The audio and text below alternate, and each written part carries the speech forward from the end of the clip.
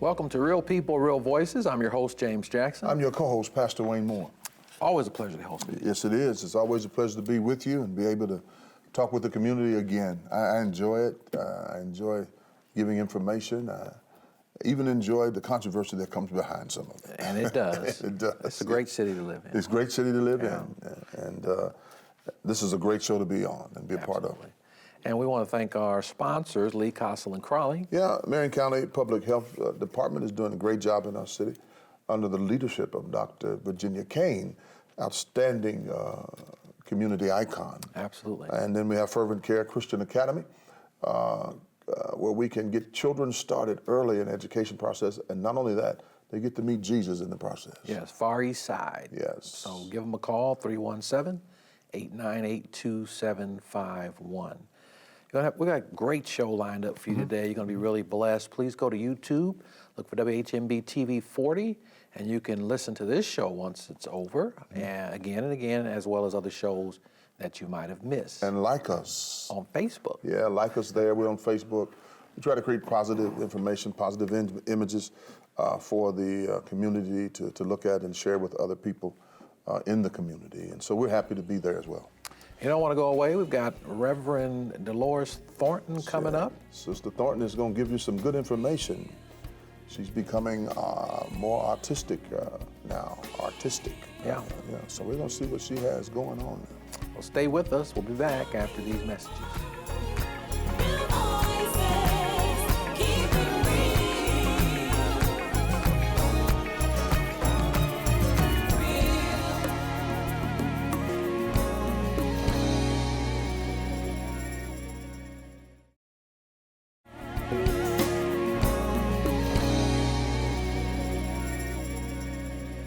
Welcome back to Real People, Real Voices, and we're joined by Reverend Dolores Thornton. Thanks for being here. Thanks for having me. You're welcome. You've got a great project coming up and ready to go called Airing Dirty Linen. Yes, yes. Say more about that. Really excited about it. Airing Dirty Linen is my very first film. It's based on a book I wrote a couple years ago by the same title. Never knew anything about directing a film or having a film, never even shadowed a filmmaker, but I just stepped out there and decided this is something I want to do and I'm going to do it. That's just the way I am. So I assembled a cast of characters who had never acted before and found a film director, and we put it on without a hitch. I'm just thankful to the Lord. Had a pre-screening. Then we had the premiere out at Gospel After 5 in Washington Square, the city's only black theater, and it really went over well. I've just really been blessed with this project. Can't say enough about it. Yeah, and the talent and everything is local.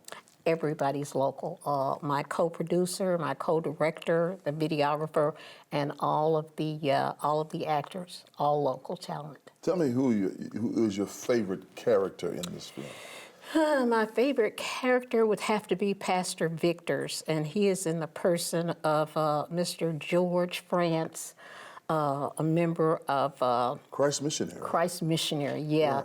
And he was so good. He just stepped right into that role, and everybody was asking me, where was his church? Where did he pastor? And I said, he does not pastor. He's not even a minister. He's a great actor, believe me. He's just somebody that stepped into a role and made it his. And I mean, he really blessed this performance. I also have Reverend Ron Gilmore, and he is a star in all of my plays. He's a musician, and he does very well on the songs, and he also leads a lot of the devotions in Airing Dirty Linen. Airing Dirty Linen is a Christian fiction tale based in the church, and so it has gone over extremely well with the church community here in Indianapolis. Good. Where did the title come from? It's very interesting because a lot of times you hear... took the question right out. Because you often hear people say, don't air our dirty laundry. Yeah. And you guys are putting it out there. Yes, and that's where I got it. And I've been an author since 1996, and I realized very early on that titles and covers are what really moves your product. And so when I was writing this book, And it's a Christian fiction tale, like I said, about a family of 4 cousins who live in Indianapolis and run a bed and breakfast. Their parents, who are now deceased, were involved in all types of scandals, from rape to suicides and murders. And they are now deceased. And these 4 young cousins that live together do all that they can to keep the family name out of scandal. And hence the title, they don't want dirty linen to get out about their family. They're trying to safeguard the family name.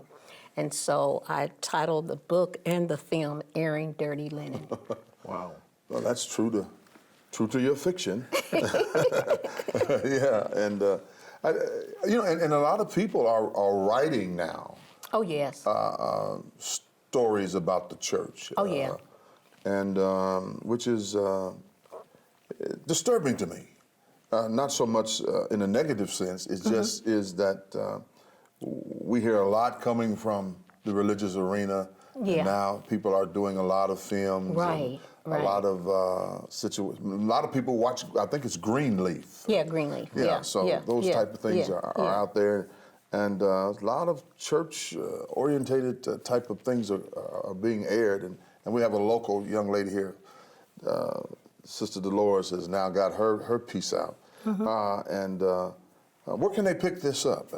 Well, actually, I'm selling the DVDs directly because it's gone to DVD now, but I'm really promoting our first annual awards, and we're going to have an awards presentation at Center for Interfaith Corporation, one of our sponsors, and we're going to be awarding our sponsors, and then I'm going to give out awards, sort of like the Grammys and the Emmys and stuff, because I had thrown it out there for people to let me know which characters were best and what they thought about the characters. And so I set up a grading point system. And so I am ordering trophies for my cast and also for my crew. You're going to have the Christian Awards. Oh, yeah, the Christian Awards. And you know what? I was so happy that you said about the church, because a lot of times people think of the church negatively, but I was born and raised in the church. I've been in the church for nearly 70 years. And some of the responses that I got really startled me, because people were saying, why do you have so much preaching in your film? Why are there so many Christian songs? And so I'm thinking, okay, these are really unchurched people. Right. And I'm like, this is what goes on in a church. I'm in a church all the time. So I think that it's really an avenue or a tool to reach some of these people that don't know about church. And that's my point exactly. Yeah. To where you hear people, the negative side of it. They try to project the negative side. Yeah. But the church has done a great work in the community. Oh, yes. And it's still doing a great work. Yes, Not because I'm a yes. part of it, but I mean, there are things that churches do that you would be astounded that people Right. don't even know about. Right. They only hear the negative So sides true, of it. so Yeah. true. And They even only the singing, you Yeah. know, just to sit and just, when people see this film, they are just really like, my pastor came, he sponsored all the seniors in our church. He paid for them to come to dinner and just made it a senior day, an event. And I was just never so pleased with all of the feedback that I had from that, and how people just really connected to the message of the church, because that is something that's really dear to my heart. And what I love about this is that you can take your entire family. You know, children can see it, anybody. And it's not very many movies that you can go to that's not filled with blood and sex and violence. But Airing Dirty Linen, you can take everybody. People protecting their family name. Yeah. That's phenomenal. Sticking together. What's your most favorite story within the movie. Oh, my favorite story. Without giving a spoiler. My favorite story within the movie would have to be the very end. It ends with an African wedding, and that was something that was really, dear to me. Our main character falls in love with a Ugandan, and so quite naturally, when they decide to get married, he wanted a Ugandan wedding, and since he couldn't take the whole wedding party to Uganda, we had it here, and we had it here at a local church, and it was just awesome. All the attire was African, and the theme was an African-themed wedding. Yeah. And one of the things you're hoping to do is to put Indianapolis on the map where arts and entertainment is concerned. Indianapolis is already on the map. Already on the We are map. fast becoming a mecca of the Midwest for literary and arts and entertainment, just taking it to another level. Like I said, I've done, plays and skits for years and years, but I've seen more people doing film now because film is a new thing. And a lot of the authors have neglected the books and gone to film because anymore people just don't have a lot of time to sit down and read a book. Right. And so they can go to a movie, sit there an hour, 10 minutes, be done. Yeah. Well, all the best. All the best. Thank you. Keep doing your work, Sister Dolores. Thank you so much. Yeah, thanks for sharing it with us. Thank you for sharing. Yeah. Stay with us. We've got much more to come. We'll be back after this.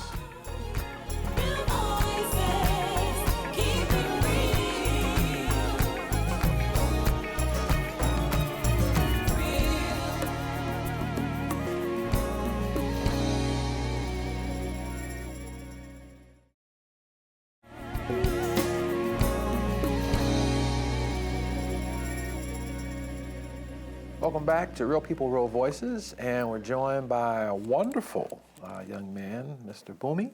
Yep. Thank you for joining us today. Thanks for having me. And you're doing some wonderful things with networking to bridge the gap between Africans and Black Americans. Yep. So we have a group called Indie Black Millennials. It's a group for Black professionals here in Indianapolis. And I have another group called Afro United. And Afro United is a podcast where we, the goal is to bridge the gap between African Americans and then Africans from Africa. So for me, I'm from Africa, so I can relate to most of the conversation we're having. Yeah, you need to be commended for that. I mean, seriously, because that is a problem. Yep. That gap needs to be bridged, and I see it in the community all over, to where Afro Americans and Africans are not blending together to be effective in those particular communities. Definitely. I think it's getting better, but there's a lot of, and the more I talk to people from America, I can tell their education is not there. So they don't know a lot about things in Africa. Right. They only see what they know from the media. So it's my goal to have this conversation on our podcast to, talk to people about it, about my experience and about their experience. So every show we get people, different guests. So we have people that were born here, like African Americans, and then we have people from Africa so everybody can have that conversation. The networking event, though, we do that quarterly, and this is open to all Black millennials in Indianapolis. We do all these local businesses to bring everybody together, because I believe in the power of networking. Because the more people you know, the further you can get in life. So that's what that networking is for. And so how long have you been doing this? So the networking, we started about a year now. Every event, we get about 150 Black professionals in the room, and it's just getting bigger and bigger every event. What's your subject matters when you get them together? So so every event is obviously we have a theme. So we did one for obviously nonprofit to bring the nonprofit here in Indy to meet Black professionals so Right. they can get involved and bring awareness to them as well. But it depends on the month, right? It's just so in February. It's on Black History Month, so we focus a lot on Black history and all of that stuff. But when they come together, people meet different people from different backgrounds, and then once you're connected, obviously you follow up, grab a coffee, and kind of keep the conversation going. So one of the things we learned is that you believe that there's value to having Black folks who were born in America travel to some of the African countries. How do you see that? Definitely. Like I said, media shows you that Africa is this dirty continent where all the kids are starving. Don't get me wrong, there's starving kids everywhere, even in America here, right? So, my goal is to eventually get some of my friends, the African Americans here, come with me. Let's visit some of these African countries. Right. So Nigeria, Ghana, whatever it is, right? You want to do an African tour? Something like that, because if you haven't been there, you will not know. You only see what you see in the media. So by visiting that country, you get to see yourself and realize that there's a lot of potential here. So we can take whatever knowledge or education we have here and bring it back home to Africa and just kind of like see, can we invest there, or can we, whatever we can do. So that's one of my passions, to eventually get to that point. You sound balanced, Bumi. You sound very balanced. To say that there is starvation in Africa, we have starvation here. Yep. We call them food deserts. We don't look at it that way. We don't see it as deep as it would be in Africa. Yep. But if not addressed properly, that could happen just as easily as it does on the continent of Africa, as well as here in the United States. It can happen just like it's happening there. It can happen here, and in some places, you're right. It's going on right here in our country. Yeah. I mean, I even like homelessness, right? For example, I don't want to get too deep into that, but just driving around downtown, you see a lot of people without homes. So Right. that's everywhere, Right. you know. So it's like, what can we do to, we have to help each other out. I feel like Africans are the missing link for African Americans, and also we're the missing link for them as well, because we have a continent where everybody there looks like you. Right. Where you're not going to be discriminated against because of your skin color or anything like that, right? So what can we do to, like, at least among each other, have that conversation, and can we take some of our resource back there And develop? the class of people. Oh, yeah. There's they're all one color, but there's a class there. Yeah. And the classes seem to kind of work in many instances, from what I read. Yeah. They do try to work to where everybody can experience what it is to be somewhat progressive in some ways. Yeah, so I think also the biggest problem in Africa right now, so in America, you have middle class, right? In Right. terms of, like, all of that. So in Africa, I think one of our problem is there's no middle class. Right. So it's either you're, like, rich or you're poor. So I think us having this conversation, if we could go back there, we can help them build that middle class. Right. So that way, an average African kid is not starving. Right, so because we have all this resource here, all this knowledge in America, but just again, if we can understand each other, we'll be able to take that back there. So, and maybe help them build that middle class. To be real, and going back, Pastor Jackson, our middle class is severely threatened. Yeah. Is severely threatened, and we have to get out and vote to maintain our middle class. You're right, there are only two classes, but even in those two classes, there is a balance of how they operate at this level, Definitely. and how they operate at this level.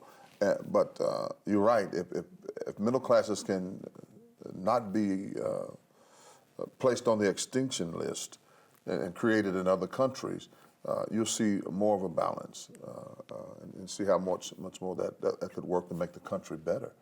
Because the way it looks now, it looks like we're trying to do the same thing here. I don't know if you feel that way, James, as it relates to create the rich, eliminate the middle class, and we just have the lower level of people who function as poor people. Yeah. I see that. I don't know if anybody else sees that. A lot of that's going on. There are people who are trying to make that happen. Right. Bumi, you've been meeting with Black millennials, folks, for over a year now. What are the two things you would say that seem to keep coming up that we need to deal with? I feel like one thing I noticed a lot, and I was just having a conversation with a gentleman that does a lot with business, and so I think one thing we will lack of is we need more minority business owners, right? So there's a lot of resources out there, but we just don't know how to get them or to talk to. So I think that's one thing that I'm trying to work on right now, trying to see how we can get our Black millennials the knowledge, if they, because some of them are entrepreneurs, right? They want to start something. Just pointing them the right direction. So that's something a lot of people came to me for. So I think the second thing, obviously, you need money, right, for anything you want to do, right? So it's about how do we educate people. So I'm not worried about, let's make money, but also let's see how do we educate people financially. Mm-hmm. So maybe working on your credit scores or investing properly. Position yourself to get a small business loan. Exactly. So like whenever you're ready to make the next step to be a owner, because right now we don't have a lot of business owners that look like us, right? So we have these Black professionals. All of them wanted to start, but they don't know how to start. So that's my goal is how can we work together and start something as well. We're going to be watching you. We'll be checking you out, yeah. man. Thank you for doing what you do. I cannot wait. And again, just wanted to shout out that podcast. It's called Afro United Podcast. You can find it on our website, indieblackmillennials.com. Could you go right to that camera? Give him number 3. Let him talk in there. Go ahead. Real Definitely. So the podcast, Afro United Podcast, it's available on our website, indieblackmillennials.com. And that's how you can find out about our networking event, quarterly networking event. We're always looking for partnership and sponsorship. Thank you. Thank you. Thank you, my friend. We'll be back after this.